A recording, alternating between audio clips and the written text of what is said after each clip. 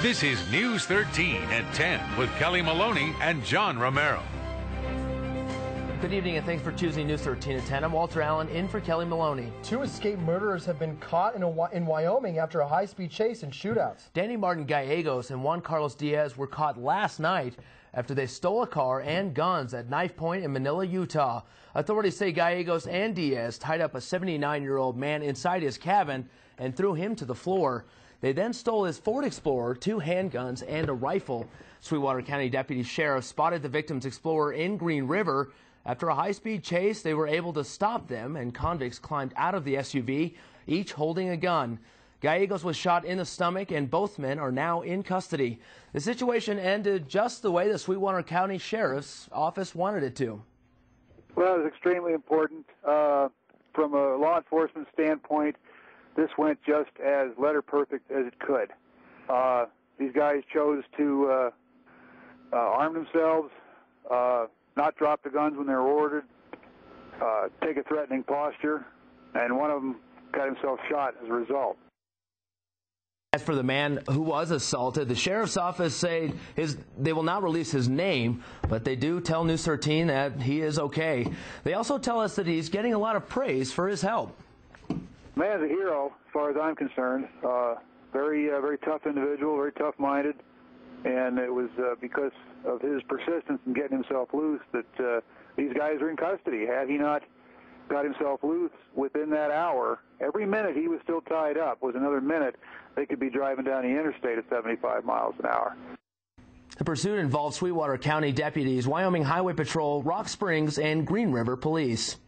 Some residents in Evansville were forced to leave their homes tonight because of a gas leak. A gas main started leaking when a pickup truck and trailer backed into it, causing a fracture in the pipe. The accident happened around 6:45 on Copper Street in Evansville. Evansville Fire, as well as Natrona County Fire and Rescue, were standing by in case the gas ignited. Residents waited outside until Source Gas responded to the scene to turn off the leak. Complaints are pouring in from anglers and hunters about recreation use in Green River. The Green River Game Warden has heard a number of complaints that non-hunters and anglers have invaded areas that were already being used. In one case this year, a man fishing with his wife on the Green River was accused of punching another man whose children threw rocks in the area that the couple was fishing in. The warden says many hurt feelings over land use are a result of Wyoming's relatively skewed ratio of people to land.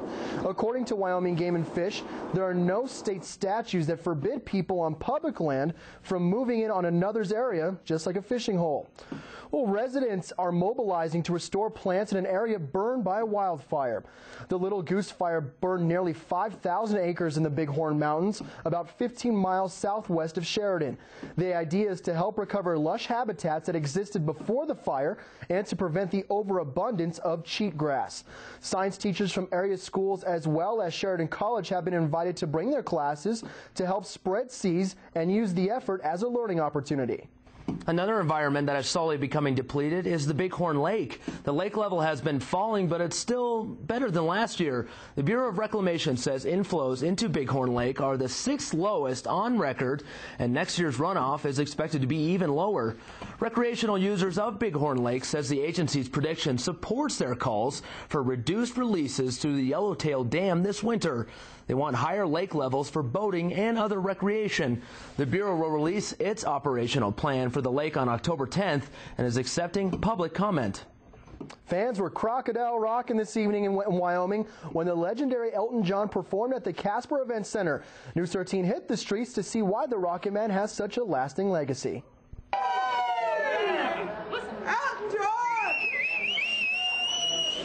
We're so glad that Elton John's here. He's going to put on such a wonderful show, and Casper deserves to have a concert like this. Grew up listening to Elton John, and it's like somebody that big is coming to Casper, you got to jump at the chance to go. I was born on his birthday, and I have waited all my life to see him. So I'm very excited. He knows how to write, he knows how to feel, he knows how to love, and he sings it.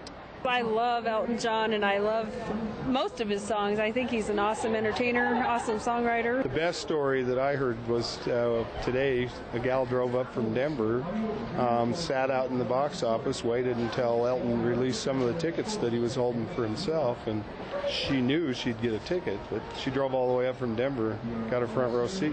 He has the ability to move with the times. You know, he can give people what they want in music and just keep moving with times and still have that talent that Michelle says. What is your favorite song and why?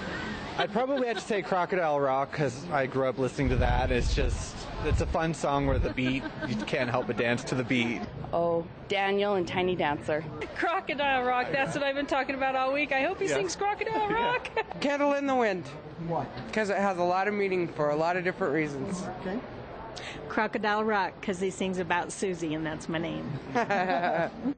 Elton John isn't the only big name for music fans this year. James Taylor and Evanescence will play the event Seder later as well. There's another bear sighting in Wyoming this afternoon, but this time the public had nothing to worry about.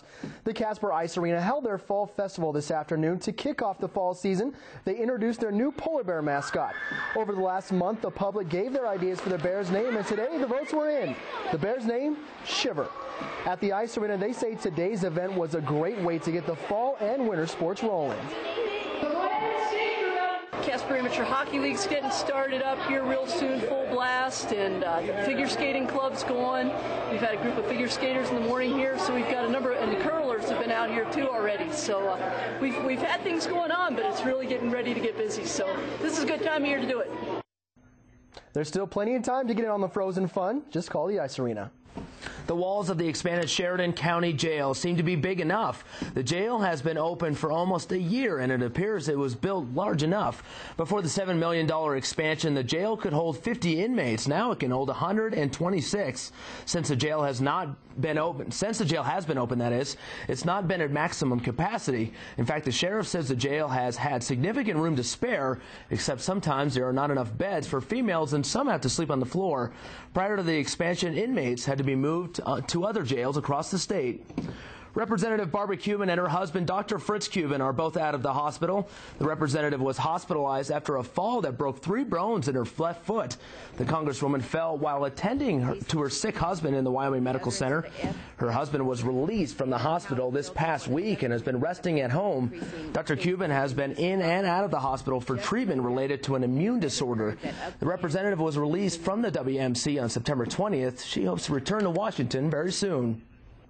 Governor Friedenthal is encouraging a level playing field when it comes to energy development. The governor spoke at an Energy Council meeting in Jackson on Friday.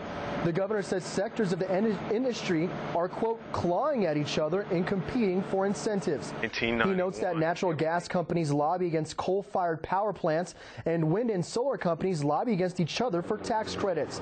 He's also cautioned against relying too heavily on renewable energy sources in the future because of projected growth in energy demand.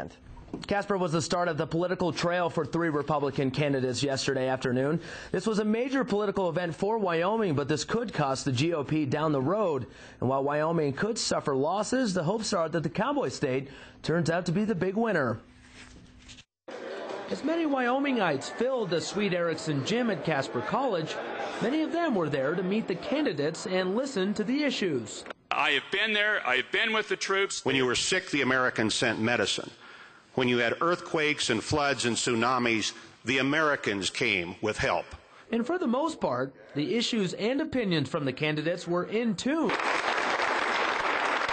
with those from the Cowboy State. Favor the family values that we have here in the state of Wyoming. National energy policy, and I was very encouraged by the answers I heard from Senator Thompson in particular. What is also encouraging is having big-name presidential candidates coming through Wyoming this early in the political season. Wyoming definitely has a voice in the presidential nomination process right now. Now we are a player on the national presidential election scene. But now that Wyoming is making major gains in the political scene, some of the players could be benched.